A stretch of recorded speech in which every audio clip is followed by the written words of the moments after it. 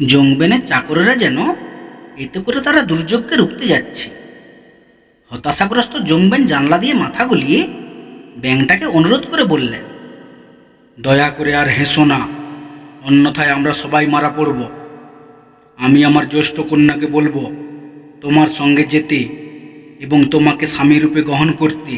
তখন ব্যাঙটি তার হাসি থামালো।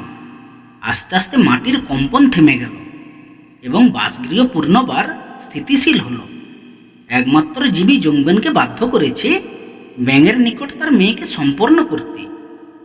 তখন জংবেন চাকরদের বললেন, দুটি ঘোড়া নিয়ে এসো, একটিতে আমার মেয়ে চড়বে এবং অপরটিতে বিয়ের উপটকন যাবে। একটা ব্যাঙকে বিয়ে করতে জ্যেষ্ঠ কন্যার একান্ত অনিচ্ছুক ছিল। ঘোড়ায় আরোহণের প্রাক্কালে ঘরের চাল সংলগ্ন জাঁতার দুটি পাথর তার নজরে এলো।